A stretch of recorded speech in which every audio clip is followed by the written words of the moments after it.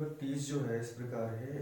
पहला आपको ज्ञात करना है एक कार्बनिक ए में जो कार्बन है 40% है, हाइड्रोजन है 6.7% है, इसका वाष्प घनत्व दे रखा है 15। पोटेशियम हाइड्रोक्साइड के सांद्र घोल के साथ अभिक्रिया करने पर इससे दो यौगिक बनते हैं। पहला ए और आपका बी बनेगा, ए से बी बनेगा आपका और सी बनेगा। ठीक है, दो यौगिक बनेंगे बी और सी। जब सी को सांद्र एसिड के साथ अभिकृत यानी अभिक्रिया किया कराया जाता है तो यौगिक डी बनता है, जो फैलिंग घोल और टॉलम अभिकर्मों को अपचयित करता है और तनु सोडियम बाइकार्बोनेट घोल के साथ बुदबुदाहट भी देता है। और ए बी सी और डी के संरचना सूत्र लिखिए। और इसी के साथ दूसरा प्रश्न इसमें लगा हुआ है, यौगिक बी से यौगिक ए में कैसे परिवर्तित करेंगे उसको लिखना है। ठीक है, तो आइए इसको प्रश्न आपको दे रखा है, कार्बन की प्रतिशत मात्रा दे रखी है, हाइड्रोजन की दे रखी है, तो कहीं ना कहीं अभी पूरी 40 पूरा 100 होना चाहिए प्रतिशत। तो आप क्या काम करेंगे कि क्योंकि उसके बाद एक ऑक्सीजन भी इसमें परमाणु उपस्थित होगा, तो यहाँ क्या करेंगे आप 100 में से, इसमें 100 में से माइनस करेंगे क्या 40 और प्लस करेंगे 6.7। ठीक है, अब इन दोनों को जोड़ के 100 में से माइनस करना है, 100 में से माइनस करेंगे तो कितना आएगा आपका, यहाँ आ जाएगा 46.7 हो जाएगा। तो जो मान आएगा, जो वैल्यू आएगी वो क्या आएगा 53, आपका पॉइंट कितना होगा 3 आएगा। ठीक है, ये ऑक्सीजन की प्रतिशत मात्रा हो जाएगी। ऑक्सीजन की क्या होगी, ऑक्सीजन की प्रतिशत मात्रा हो जाएगी, यानी प्रतिशतता जो दे रखी है वो हो जाएगी। अब यहाँ पे एक छोटी सी जो आपको है एक टेबल बना लेना है, जैसे कि आप देख सकते हैं यहाँ पे प्रश्न में कि यहाँ तत्व दे रखा है, परमाणु भार दे रखा है, प्रतिशतता दे रखी है, मोलों की आपेक्षिक संख्या, सरलतम मोल अनुपात और ये दे रखा है पूर्णांक। ठीक है, लास्ट तक बना लेना है। और इसके बाद यहाँ पे तत्वों को लिखना है। पहला तत्व आपने देखा, अब कार्बन था, दूसरा तत्व हाइड्रोजन था और ये ऑक्सीजन था। ठीक है, अब उसके बाद यहाँ आपको क्या लिखना है, इसी का परमाणु भार, कार्बन का परमाणु भार कितना होता है 12 होता है, और हाइड्रोजन का कितना होता है 1 होता है, और ऑक्सीजन का कितना होता है 16 होता है। अब उसके बाद इसकी प्रतिशतता कितना होगा, तो इसमें आपने प्रश्न में दे ही रखा है 40, और हाइड्रोजन कितना दे रखा था प्रतिशतता इसकी 6.7, और ऑक्सीजन की अभी हमने निकाली थी 53.3 दे रखा था। अब क्या काम करना है, मोलों की अपेक्षित संख्या ज्ञात करना है। तो आप क्या काम करेंगे, प्रतिशतता में से आपको इसका क्या कहता है 12 से डिवाइड कर देंगे। तो आप देख सकते हैं कैलकुलेटर में किस तरह से 12 से डिवाइड करेंगे तो इसकी वैल्यू आ जाएगी। क्या आएगी वैल्यू इसकी, तो यहाँ आएगी 3.33 आ जाएगी। ठीक है, तो 3.33 आ जाएगी, और उसके बाद हम जब इसके साथ डिवाइड करेंगे 6.7 के साथ आपका 1 का डिवाइड, तो वही आएगी वैल्यू, है ना। उसके बाद क्या करना है, ये वाला लास्ट वाला करना रहेगा इसका, तो 53.3 डिवाइड बाई 16 के साथ। ठीक है, तो इसके साथ भी डिवाइड करेंगे तो जो वैल्यू आएगी वो मान आएगा आपका 3.33 होगा। अब देख सकते हैं कैलकुलेटर में। अब इसके बाद क्या करना है बच्चों, इसमें सरलतम मोल अनुपात निकालना है। अब सरलतम मोल अनुपात निकालने से पहले आप एक काम करेंगे, इन तीनों में से सबसे छोटा जो अंक है उसको देखेंगे। वैसे दोनों ही छोटे ही अंक है, ये बड़ा है, तो एक को चुन करके इसको इस सबके साथ डिवाइड करेंगे जो वैल्यू आई है। तो यानी यहाँ पे क्या होगा 3.33 के डिवाइड करेंगे 3.33 से, तो वैल्यू कितनी आएगी, मान कितना निकल के आएगा 8 निकल के आएगा। और 6.7 का डिवाइड करेंगे किसी से 3.33 से, जो वैल्यू आएगी निकल करके वो कितनी आएगी 2.012, और आगे भी वैल्यू दे रखी है, परंतु मैंने 3 स्थान तक ले लिया, आप देख सकते हैं ऊपर। और इस तरीके से यहाँ पे 3.33 अपॉन क्या हो जाएगा 3.33, अब इसको डिवाइड करेंगे कितना आएगा 1 आएगा। तो अब इसका पूर्णांक निकाल लेंगे, यानी पूर्ण अंक क्या होगा। ठीक है, तो 1 आ जाएगा। यहाँ पे देखो ये बताइए 2 ही तो होगा इसमें, तो यहाँ पे 2 वैल्यू हो जाएगी, 0.12 की वैल्यू ज्यादा नहीं होगी, तो खाली आपका क्या लेंगे ओनली आपका 2 ले लेंगे, और यहाँ हो जाएगा 1।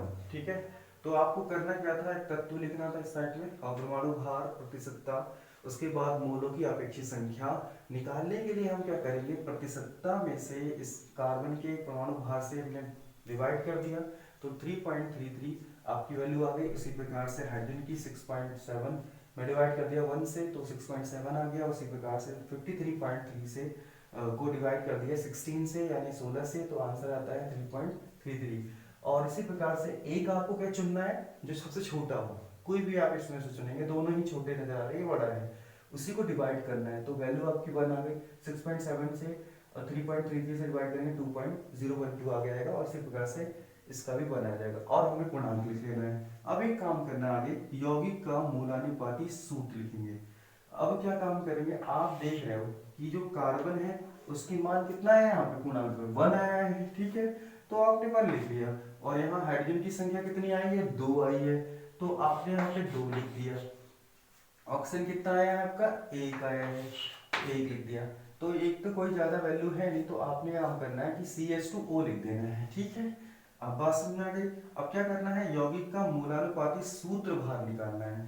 आपने आप जल का सूत्र भार निकाला होगा, यानी आणविक द्रव्यमान जैसे, तो उसका कितना आता था, 18 आता था, क्योंकि हाइड्रोजन में कितना होता है आपका 1 होगा। जैसे कि आपने जल का निकाला है आणविक द्रव्यमान, तो कितना आया था, आपने 18 देखा होगा, ठीक है। उसी प्रकार से इसका भी निकालेंगे, आणविक सूत्र भार जो निकालेंगे इसका इस तरीके से निकालेंगे, कितना होगा, 12 हो जाएगा। और हाइड्रोजन का 1 होता है, तो यहाँ 2 है ना मोल, तो यहाँ 2 ले लेंगे, 2 एकम 2 हो जाएगा, इसमें गुणा कर देंगे और यहाँ 16 हो जाएगा। यानी ऑक्सीजन का कितना होता है भार, 16 होता है, 16 होता है। अब इसको जब हम सॉल्व करेंगे तो 2 2 4 और 6 कितना होगा, 10। अब आपका आंसर लग जाएगा, 1 कैरी हो जाएगा 1 और यहाँ पे 1 जोड़ेंगे 2 और एक था आपका 3 हो जाएगा, ठीक है, यानी 30 आ गया इसकी वैल्यू। यौगिक का अणुभार कितना होगा, है, तो अणुभार जो होता है वो 2 गुना वाष्प घनत्व होता है, जैसे कि प्रश्न में दिया हुआ है वाष्प घनत्व, ठीक है। अब क्या काम करेंगे, हम यहाँ पे वैल्यू लिखेंगे, ठीक है। तो 2 गुना कितना हो जाएगा, 2 गुना जो होगा आपका वाष्प घनत्व कितना दिया है, 15 दिया है इसमें, ठीक है। तो 15 वैल्यू दी है, तो 15 दूनी क्या होगा, 15 टू जा कितना होगा, 30 हो जाएगा, ठीक है, 30 हो जाएगा।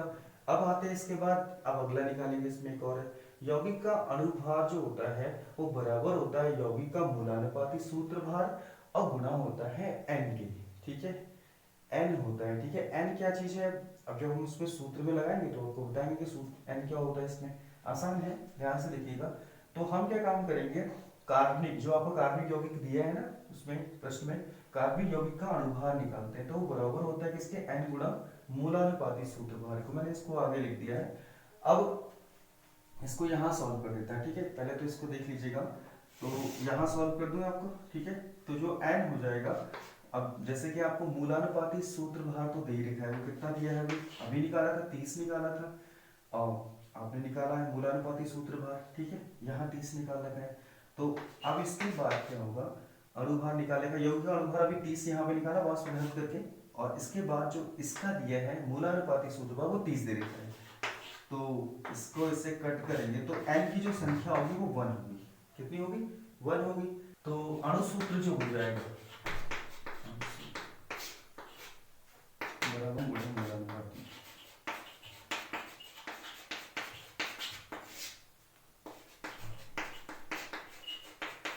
तो आप देख सकते हैं, अब जो अणुसूत्र जो सूत्र उसका आ जाएगा, कार्बनिक यौगिक A का जो, वो क्या हो जाएगा, n गुना हो जाएगा आपका मूलानुपाती सूत्र, यानी CH2O हो जाएगा। तो n की जो वैल्यू है, ओके, यहाँ समझा दिया मैंने आपको, ये n की वैल्यू कितनी 1 है, तो इसका मतलब यही तो आ जाएगा आपका, कितना आ जाएगा, CH2O आ जाएगा, CH2O। जैसे कि आपका सूत्र जो आ गया है वो अब कैसे, अब इसको कैसे आगे की तरफ सॉल्व करेंगे, जैसे CH2O आ चुका है, तो जब मैं इसको अगर बनाऊं तो इसमें इसका सूत्र ऐसा बन सकता है, C और डबल बॉन्ड O के साथ, और ये आपका H, ठीक है, 2 H हो जाएंगे, और आपका कार्बन 1 हो गया, ऑक्सीजन आपका हो गया। अच्छा, इसकी अभिक्रिया हमें किसके साथ करानी है, सांद्र आपको पोटेशियम हाइड्रोक्साइड के साथ। अब सांद्र पोटेशियम हाइड्रोक्साइड के साथ करानी है इसकी ना, सांद्र हो जाएगा। तो सांद्र KOH के साथ जब कराते हैं तो यह अभिक्रिया होती है, तो इसमें 2 आपके, ये जो है आपका A आपका, ठीक है, कार्बन यौगिक जो है A है, ठीक है। अब इसको हमने क्या कराया, KOH के साथ रिएक्शन कराइए, जैसा कि ये वाला सूत्र मैं आपको बता चुका हूँ, कक्षा 10 में भी आपने पढ़ाया, यानी ये मैथिनल है आपका, क्या है ये आपका, मैथिनल है। तो मैथिनल तो आप जानते ही हैं कि मैथिनल की जब अभिक्रिया KOH के साथ होगी तो क्या होगा, आप देखिए इसके अंदर क्या हो सकता है। तो इसके हम 2 मोल ले लीजिए, है ना, 2 मोल ले लीजिए तो रिएक्शन आपकी आसान पड़ जाएगी, ठीक है। तो 2 मोल में क्या प्राप्त होगा भाई, यहाँ पे आपका बी वाला कंपाउंड जो प्राप्त होगा वो CH3OH प्राप्त होगा, CH3OH। इसका नाम होता है मेथेनॉल। क्या होगा इसका नाम, मेथेनॉल होगा। यही आपका बी वाला कंपाउंड है, यानी कि आपका बी यौगिक है। अब इसी को हमने क्या काम करना है, इसको आगे दूसरा मोल है वो आपका के साथ जुड़ करके क्या बनाता है, देखिए ध्यान से, तो इसमें आपका बनेगा HCOO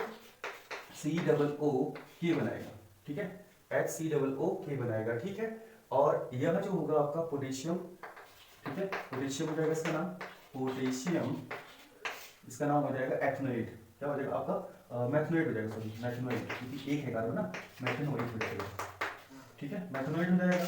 अब ये हमारा कंपाउंड हो गया सी, ठीक है, ध्यान से समझ में आ गया होगा, कंपाउंड नंबर सी हो गया। अब इसी कंपाउंड जो होगा उसी को हम अभिक्रिया कराएंगे किसके साथ, इसकी अभिक्रिया, इसमें इन्होंने क्या काम कर रखा है, इसी को यानी सी कंपाउंड को जब हम क्या करते हैं, रिएक्शन कराते हैं, ठीक है, इसके साथ रिएक्शन कराते हैं HCl के साथ, HCl के साथ क्रिया कराएंगे, वो भी साथ HCl के साथ, तो क्या प्राप्त होगा वो ध्यान से देखना है इसमें, तो एक प्राप्त होगा HCOOH बनेगा, ठीक है। और यही जो होगा हमारा डी होगा, क्या होगा, डी कंपाउंड होगा। इसमें एक प्रोडक्ट और बनेगा, क्या बनेगा इसमें भी, तो एक बनेगा आपका KCl बनेगा, KCl बनेगा, क्या बनेगा, KCl बनेगा। इसका नाम क्या हो जाएगा आपका, इसका नाम हो जाएगा मैथेनोइक, क्या हो जाएगा, मैथेनोइक अम्ल हो जाएगा।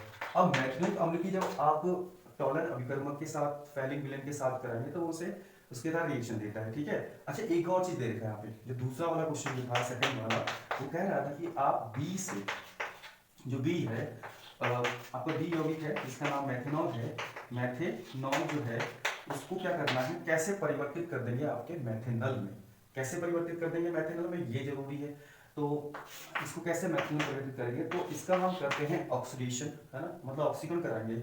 तो जब ऑक्सीकरण कराते हैं तो पानी के 1 मोल, ठीक है, 1 मोल बाहर हो जाएगा और बनेगा आपका इसमें H डबल बॉन्ड O के साथ H बनेगा, यही आपका मैथेनॉल हो जाएगा, ठीक है, मैथेनॉल हो जाएगा। ये आपका ए प्रोडक्ट हो जाएगा, ए वाला जो प्रोडक्ट था वो प्राप्त हो जाएगा। एक बार फिर से समझिएगा, तो हम जब क्या कराते हैं मेथेनॉल की अभिक्रिया, मेथेनॉल का ऑक्सीकरण कराते हैं तो ऑक्सीकरण में क्या होता है, H2 बाहर होगा, ठीक है, पानी बाहर होगा, और साथ ही साथ इसमें क्या होगा, जो प्रोडक्ट बनेगा ए वो बनेगा आपका मैथेन। आप देख सकते हैं इसमें सारे तरीके से इसमें बैलेंस है, ठीक है।